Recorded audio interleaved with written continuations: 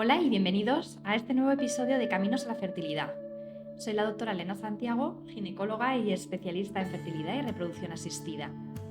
En esta serie vamos a explorar diferentes aspectos de la fertilidad y los tratamientos de reproducción asistida para ayudarte a entender mejor tu cuerpo y tus opciones. Hoy vamos a explicar el ciclo menstrual y ver con detenimiento el momento idóneo en el que se puede lograr el embarazo, y de esta forma vamos a entender los mecanismos de la fertilidad en las mujeres. Espero que esta información te sea útil en tu camino hacia la paternidad. No olvides suscribirte al podcast para no perderte ningún episodio.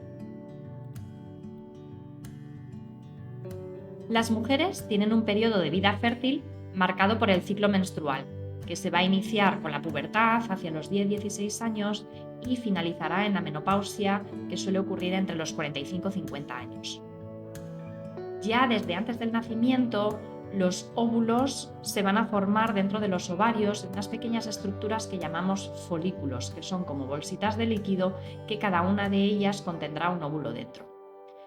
Durante el nacimiento va a haber unos 400.000 folículos, pero solo 400 alcanzan la madurez definitiva en la pubertad.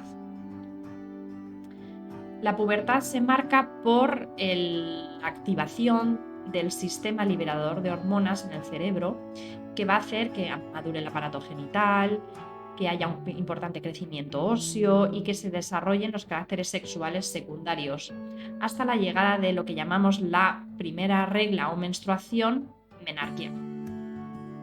A partir de ahí vamos a tener ciclos menstruales, aunque sí que es cierto que en los primeros años es normal que haya ciclos irregulares.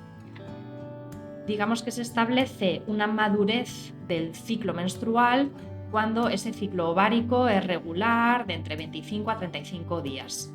Esto no siempre ocurre en todas las mujeres, porque hay mujeres que quizá tengan algún fallo en este sistema liberador de hormonas o que no haya ovulación, y por tanto esos ciclos suelen ser irregulares. De todas formas, como hemos dicho, lo normal es que los ciclos sean regulares, sobre todo a partir de haber superado la pubertad, pues a partir de los 18-20 años, y hasta que las mujeres cumplen alrededor de los 40-45 años, ya que antes de la menopausia también hay un periodo que llamamos perimenopausia, que puede durar incluso años, donde los ciclos vuelven a ser irregulares, y esto está dentro de lo normal.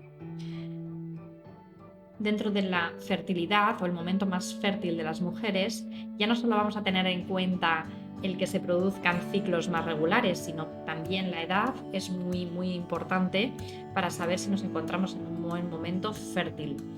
Sobre todo a partir de los 20 años vamos a tener ese mayor potencial hasta los 30 años, donde ya se describe una disminución de la probabilidad de embarazo por una bajada de la reserva de óvulos que van quedando y a su vez asociada a una bajada de calidad de los óvulos. Sobre todo, esto se va a notar más a partir de los 35 años de manera general, y es a partir de entonces hasta los 40 años donde ya hay una acusada bajada de las probabilidades de éxito de embarazo. El ciclo menstrual o ciclo ovárico es una sinergia entre varias estructuras del cuerpo humano de la mujer, empezando por esa liberación de hormonas a nivel cerebral, como dijimos. Desde una estructura que se llama hipotálamo se va a segregar la hormona liberadora de gonadotropinas o GnRH de una forma pulsátil. Esta hormona, a su vez, activa otra estructura cerebral que se llama hipófisis, donde se van a liberar las propias gonadotropinas, que son la FSH u hormona folículo estimulante y la LH u hormona luteinizante.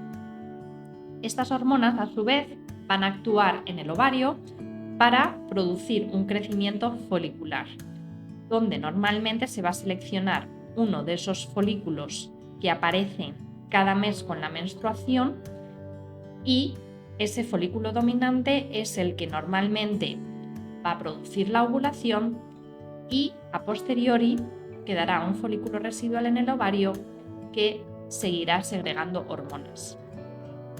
Es a nivel del ovario, con ese crecimiento folicular, la ovulación y el folículo residual, donde se producen primeramente sobre todo los estrógenos y a posteriori, después de la ovulación, se empezará a segregar también progesterona.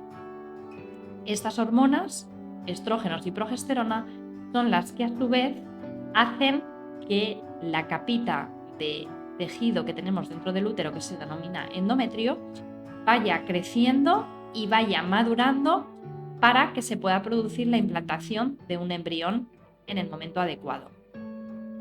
Si no hay embarazo, al final de ese ciclo menstrual, alrededor de un día 28 del ciclo, se va a producir la menstruación. La menstruación básicamente, o la regla, es cuando ese tejido del endometrio se va a descamar para a posteriori, en un nuevo ciclo, volver a crecer y formarse ese tejido de nuevo. Si nos fijamos en el ciclo menstrual, en las ventanas, al final tenemos 4 fases establecidas. Empezando desde el día 1, que es cuando empieza la regla. Día 1 es el sangrado abundante de la menstruación, que puede durar entre 3, 5 e incluso 7 días. En esa fase ya empieza a reclutarse uno de esos folículos y a crecer con esa estimulación hormonal que hemos dicho. Después pasamos a la fase proliferativa, que es cuando ese folículo va alcanzando un mayor tamaño y por tanto va produciendo más estrógenos, y esos estrógenos van a ir haciendo que ya empiece a crecer el endometrio. La mitad del ciclo suele estar establecida entre un día 13 y un día 16. Esto puede variar según la duración de los ciclos de cada persona, e incluso en cada ciclo puede ser en un momento un poquito más distinto, pero en la mayor parte de las veces va a estar más o menos en estos días del ciclo menstrual. La ovulación concretamente se produce por un pico hormonal de LH segregado desde la hipófisis, y unas 36 horas después el folículo se rompe liberando el óvulo a la cavidad peritoneal, y es una de las trompas de falopio la que va a captar ese óvulo normalmente, y sería, en el caso en el que hubiese espermatozoides alrededor en ese momento, donde se produce la fecundación, normalmente en las trompas, para después, si ese óvulo ha fecundado y se está desarrollando un embrión, ese embrión va a ir bajando hacia el útero, donde ya el endometrio tiene una maduración por la producción de progesterona a partir del ovario, y en el endometrio, en teoría, si todo va bien, es donde se va a producir el proceso de implantación de ese embrión. Dijimos que la producción de progesterona es importante en la segunda fase del ciclo tras la ovulación. Esta fase la llamamos fase secretora, y ese folículo residual que llamamos cuerpo lúteo tras la ovulación es el que va a producir la segregación de progesterona. Es muy importante el mantenimiento de esta hormona en esta fase para que se produzca una correcta implantación y un buen desarrollo embrionario durante los primeros días y primeras semanas. En el caso en el que no se haya producido embarazo, se va a inhibir esa segregación de progesterona por el cuerpo lúteo, y una vez las hormonas hayan bajado los niveles a los que estaba nuestro cuerpo acostumbrado, digamos, en esa fase secretora, pues con esa bajada hormonal es cuando se va a producir otra vez la menstruación. Sin embargo, en los casos en los que hay embarazo, esa implantación embrionaria va a seguir produciendo hormonas, estrógenos y progesterona, y por tanto no se va a producir la regla, y mantenemos ese endometrio intacto que ayuda al crecimiento embrionario y a que se desarrolle bien el embarazo. Al final, en ese ciclo menstrual, digamos que el momento en el que puede haber un embarazo espontáneo es bastante reducido. Estamos hablando de solamente unos días señalados, en torno a unos 5 o 7 días, donde habría que mantener sobre todo, ¿no?, las relaciones sexuales alrededor de la ovulación. Esto puede ser un poquito antes de la ovulación o justo después. Aquí es donde tenemos que prestar atención. Es cierto que podemos calcular los días de la ovulación si los ciclos son muy regulares, ya que si la duración es, por ejemplo, de 28 días, pues alrededor del día 13-14 del ciclo se suele producir esa ovulación.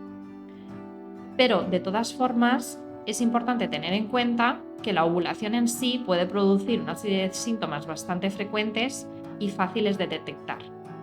No todas las mujeres son capaces de detectar estos síntomas, pero la mayoría sí. ¿Qué es lo que se suele notar durante los días de la ovulación? Por ejemplo, suele haber un aumento del flujo vaginal. Este es más abundante, más transparente y de consistencia más gomosa. Puede haber también un dolor abdominal asociado o incluso en la zona lumbar durante los días de la ovulación. Normalmente esto se produce porque al liberarse el óvulo, el folículo se rompe y se libera el líquido a la cavidad peritoneal. Y ese líquido libre, digamos, en la pelvis suele producir un poquito de dolor. Puede haber también cambios emocionales, cambios de humor. Las mujeres se suelen notar más activas en esta fase del ciclo, incluso suele haber de forma natural un aumento de la libido. Ya dependiendo de cada mujer también puede haber una mayor sensibilidad en las mamas o incluso un poquito de dolor o cambio en la consistencia. Puede haber retención de líquidos y otra de las cosas que se pueden mirar es el aumento de la temperatura basal. Normalmente, si tomamos la temperatura todos los días del ciclo, en el momento de la ovulación aumenta la temperatura basal aproximadamente medio grado. Sin embargo, hay muchas mujeres que no son capaces de detectar este momento de la ovulación porque no hay síntomas. O también hay mujeres que dentro de ciclos ovulatorios puedan tener ciclos más irregulares. Si estos ciclos rondan entre 25 a 35 días, aunque varíen de un ciclo a otro, se consideran ovulatorios. Pero quizá si no tienen síntomas es muy difícil saber en qué momento exactamente se está ovulando. Para esto existen los test de ovulación que nos puede dar una orientación de cuándo se está produciendo esa ovulación y por tanto dirigir las relaciones sexuales para aumentar las posibilidades de éxito de embarazo espontáneo en casa. Estos test de ovulación son muy sencillos de utilizar, no son muy caros y consisten en un test de orina a partir de más o menos un día 10 del ciclo. Se puede hacer con la orina de la mañana, idealmente para que haya una mejor concentración hormonal, y en el momento en el que en la orina detectamos el pico de LH, unas 36 horas después se va a producir la ovulación de forma espontánea. Fijaos que además luego la supervivencia del óvulo una vez se libera del folículo no va a ser muy larga, son unas 24 horas. Sí que es cierto que la supervivencia de los espermatozoides es un poquito mayor, de unas 72 horas, pero digamos que tenemos que hacer todo coincidir bastante para que se pueda lograr el embarazo de forma natural. Es por esto que, sobre todo, se recomienda mantener relaciones sexuales cada 2-3 días en este periodo de ovulación, incluso unos días antes de lo calculado y unos días después por si acaso la ovulación se produce en otro momento al normalmente esperado. De esta manera aumentaremos nuestras posibilidades de éxito en casa, pero tened en cuenta que la probabilidad en los seres humanos tampoco es que sea muy alta por ciclo. En las mejores condiciones, mejor edad, ningún problema de fertilidad y manteniendo relaciones sexuales en el momento adecuado, solamente la probabilidad de éxito es de un 20%. Por lo que, si no conseguís el embarazo a la primera, no os preocupéis porque es lo más normal del mundo. Lo normal es que estemos un año intentando el embarazo en casa y si no llega en este periodo de año, es cuando sí que tendríamos que consultar con un especialista para empezar a hacer pruebas y ver si hay algo que podamos solucionar o si realmente ya necesitamos un tratamiento de reproducción asistida. En los casos en los que ya hay alguna patología diagnosticada, pues como una alteración en el semen o que la mujer tenga una endometriosis o algún factor ovárico, como por ejemplo una baja reserva ovárica, o tenga más de 35 años, En esos casos sí que se recomienda acortar el periodo de búsqueda de embarazo en casa a 6 meses. Y si no se consigue, sería importante ya consultar para empezar a hacer pruebas y un tratamiento lo antes posible. Espero que toda esta información os sea muy útil, que podáis dirigir mejor la búsqueda del embarazo y paciencia, que todo llega. Y si no es el caso, no os preocupéis, que para eso estamos los profesionales, para ayudaros en todo lo posible. Y recordad, lo más importante siempre es individualizar cada caso. No nos podemos fijar en los demás. Cada uno somos únicos y para esto también, y es por eso que es tan importante una visión por un profesional que pueda personificar vuestra situación y en el caso de que necesitemos cualquier tratamiento, pues que sea también lo más indicado para vosotros para poder conseguir el embarazo. Muchísimas gracias por escucharme. No dudéis en consultarme si necesitáis cualquier cosa. Ya sabéis dónde estamos. Gracias y hasta el siguiente episodio.